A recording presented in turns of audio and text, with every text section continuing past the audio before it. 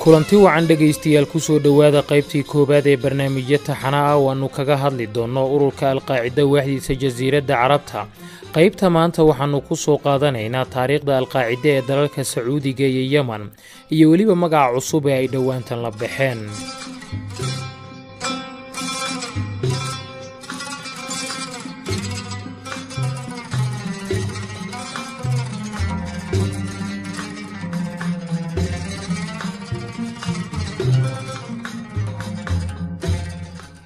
inta aanan lagu dhawaaqin midowga labada garab ee ururka alqaacida waa kan sacuudiga iyo midka yemane waxa uu dhinac walba horey uga sii jiray ilaa horaantii sagaashameeyadii qarnigii tegay gudaha wadamadaasi waxaana jiray howlgallo uu garab walba ka fulinayay dalka uu ka jiro.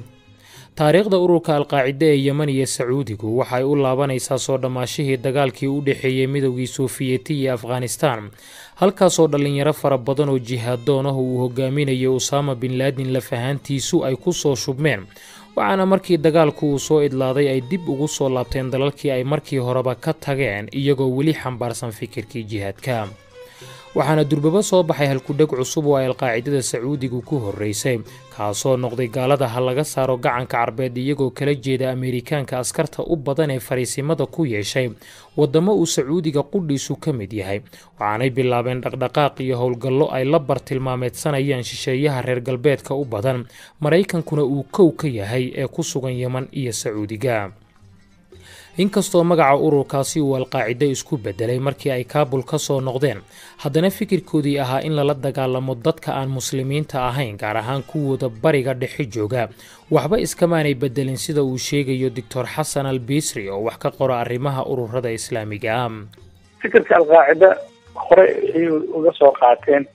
oo intii ay joogeen dalka afghanistan ayaa waxaa ku socday tababar ururkan alqaacida ay ka helayaan kaasoo sheekh bin laadin oo in badan layli iyo tababar military siiyey iyaguna markaas magaca la yidhaahdo al-jabha zurra ayay wateen intaysan kasoo laaban kaabul oo markaa bin laadinka guddiisu waa nin yemani ah asal ahaan ku dhashay gobolka xadramood gaar ahaan magaalada jabaan marka isagu waxa uu rabay in badanna inuu naas muujiyo fikirkan dhalinyaro ka timid xadaarintan gobolka xadramood marka dhalinyaradii badneed oo markaa yeman uga timid ayuu fikirkan cabsiiyey in badanna ka dhaadhiciyey kadib waxaa marka bilaabmaya filimkii isqarxinta. alqaacidada yeman waxa ay heleen dhul buuraley ah oo ay ku dhaqdhaqaaqi karaan hub fara badan oo yeman oo dhan ay caan ku tahay iyo beelo xilligii ururka alqaacida bilowga ahaa aad ula dhacsanaa gabaadna siiyey taasina waxa ay suurtagelisay inay falal qaraxyo dil iyo afduubba isugu jira ka geystaan gudaha waddankan yeman.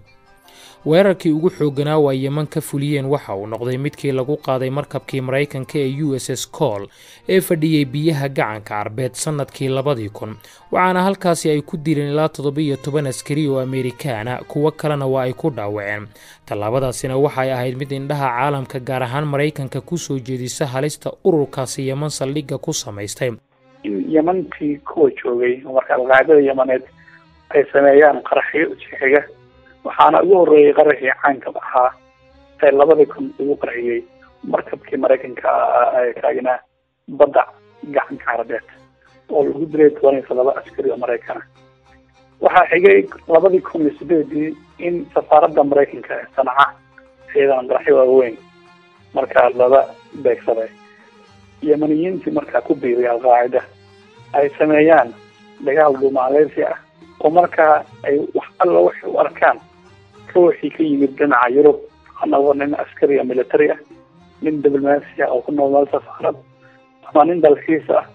in markaas lagu dilo dil gaadmaa kadibna la sheegto lidaalo waxa dilay ururka alqaacidada gacanka carbeed farciisa gaar ahaan yeman.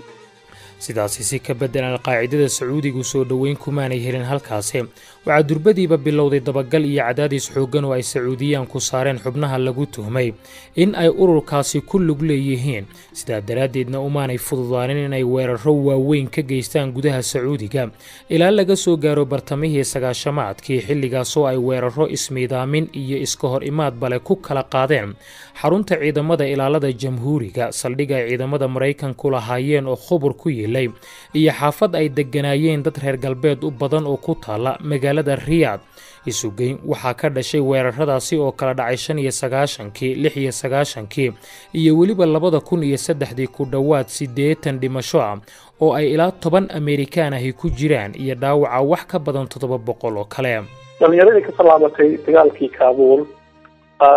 u soo laabatay dalka Sacuudiga awood badan ma isa helin waayo Sacuudigu waxaa dhacday in la cadaadiyo isla markaana waxaa marka meesha timid baahi ah in alqaacidada Yemen iyo alqaacidada Sacuudiga inay marka midoobaan inay marka noqotay wax daruuri ah oo laazim ah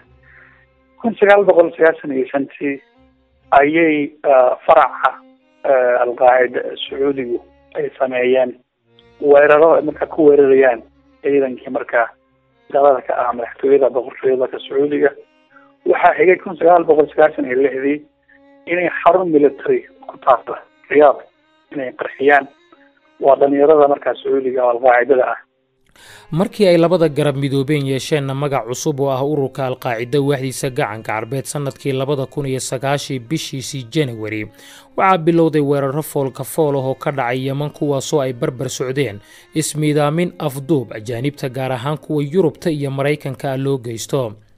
halku dhigi alqaacida ay wada qaateen yoolna ay ka dhigteen ahaa in Maraykanka iyo xulafadiisa laga sifeeyo jasiiradda carbeed oo ay rumaysan yihiin inay tahay dhul islaamka xurmo gaara u leh waxaa ku soo kordhay mid shaki geliyay u daacad ahaanshaha calanka jihaadkii ay sara u qaadeen iyagoo gaalaysiiyey mas'uuliyiinta dowladaha ay ka jireen oo ay Yemen ugu horeyso isla markaana dhiigooda banaystay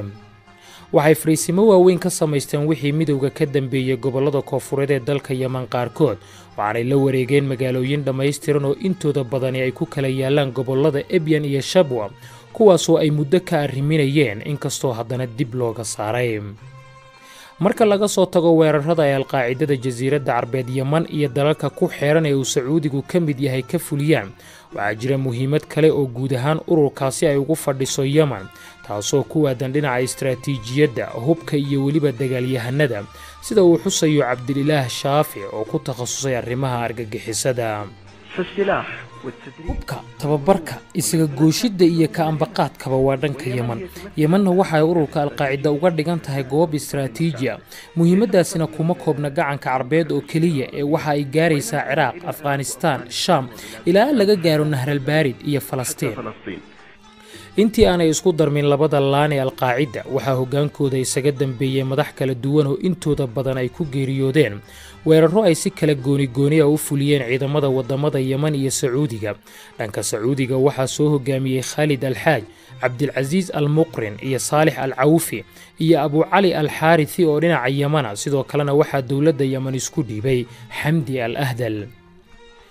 waxa isku biiridii alqaacidada Yemen iyo midda Sacuudiga kadib hogaamiye ka noqday walina ka ah Naasir al-Wuxayshi Abu Basiir oo Yemeni ah oo isaga afkiisa ku shaaciyay midowga labada garab ee alqaacida iyo magac cusub ay la baxeen oo noqday alqaacidada gacanka carbeed Wuxayshi waxa uu ka soo dagaalamay Afghanistan waxaan uu ka baxsaday xabsiga Sanca kadib markii uu mar gacanta u galay dawladda Yemen sidoo kale waxa ragga ugu sareeya kamida Qaasim ar-Riimi oo ay Wuxayshi mar xabsiga ka wada baxsadeen iyo Saciid al-Shahri iyo waliba Muhammad al-Harbi oo labadoodaba horay ugu xirnaa xabsiga Guantanamo weerarkii ugu dhiig daadashada badnaa ee alqaacida Yemen ka fuliyaan waxa uu dhacay bishii May sanadkii 2012 kaasoo ay ku geeriyoodeen ku dhawaad 200 oo askari in ka badan 300 oo kalena ay ku dhaawacmeen weerarkaasi waxa fuliyay qof soo miidaamiyay oo isku dhex qarxiyay safaf ciidamada Yemen oo isku diyaarinayay fantasiyaha ciida midnimada labada Yemen oo sanad walba 22 May loo dabaaldego